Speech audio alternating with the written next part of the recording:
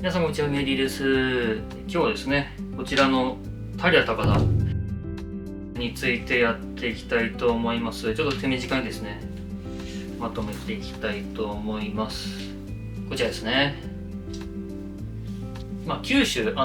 後ですね、今の大分県の刀になります五道ですね。室町時代、戦国時代と言ってもいいでしょう。それぐらいの時代の、刀になります。よくご存知の方からしたらですね、宝物かという感じでですね、少し興味がそがれるかもしれないんですが、というのもですね、この刀、宝物はですね、よくですね、日本刀を形容する言葉で、折れず曲がらずよく切れるという言葉があるんですけども、それを代表するような、実用刀なんですよね。実用と舞踊としてですね、評価が高い一方で、美術品としてのですね、見どころは、それほど多くないというふうに、言われます。一般的に、あくまで、私の意見じゃないですよ。一般的に言われるということですね。そんな、戦う刀、高田物、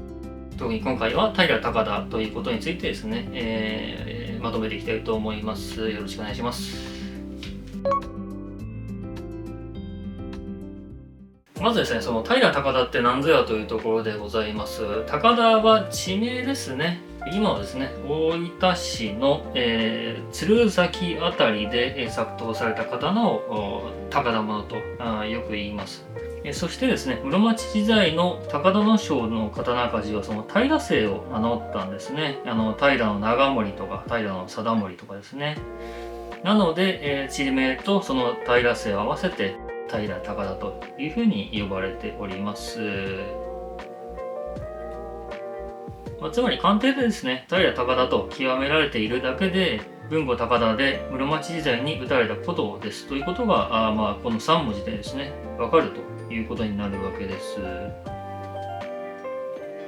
ちなみに新陶器の高田鍛冶はその藤原姓を名乗ったので、藤原高田というふうに呼ばれております。藤原高田についてはですね、また物が入った時にですね、お話ししていきたいと思います。で、刀の方を見ていくとですね、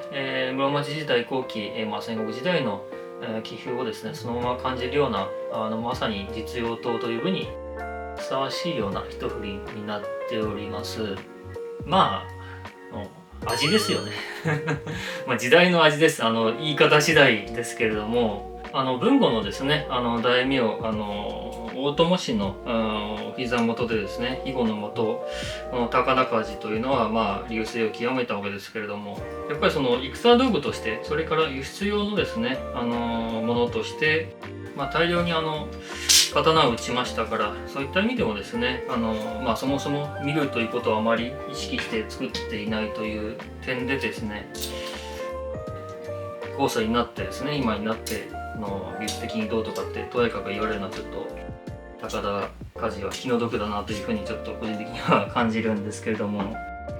平長盛とかですね、平高田を代表する刀工おりますけれども、本当にすごいいい刀を打つんですよね。それこそ備前物に引きを取らないぐらいのものすごいいい刀を打つので、もちろんね、作る気になればそういういい刀、美術品、鑑賞用としての需要にも十分応えられる注文値というのもありますので、これについてはですね、やっぱり実用という感じのそのままの迫力を感じるような一振りになっております。とは言ってもですね、さすが高田鍛冶という感じで、見るべきところは結構あるんですね。こう陣形がバーッとついていて、刃文もですね、この変に飾り立てないで、自由に気の向くままに焼いたような、この雰囲気がですね、やっぱり味があるというふうに感じる方もいらっしゃると思います。見ていて見飽きない刀というふうにも言えるかもしれません。引けとかが多いので、これ仕上げ研ぎかけたりとかしたらですね、かなり見応えがあるんじゃないかなというふうにも思ったりもします。柱に触れておきますと、これがですね、また金をほとんど使わずにその銀と黒でまとめられた、なんともこのダークヒーローとか思ってそうなんですね。かっこいい黒いごしらえなんですよ。もちろん時代ごしらえです。で、縁頭の金具はですねちょっと面白くて、着銅でですねどうしてもこの手ずれ感、7個のスレとかはあるんですけれども、図柄もですねちょっと面白いですね。このうさぎちゃんと鳥居でですね、なかなかいい図だなと個人的にちょっとおっと思ったところでもあります。でやっぱ鞘ですよね。この時代の鞘、この細さ、ぴったり感、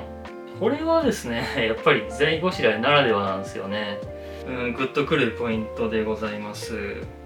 といった感じですね。こちらの方も平高田らしくてよろしいのではないでしょうか。ということでですね、今日は終わりたいと思います。ではまた。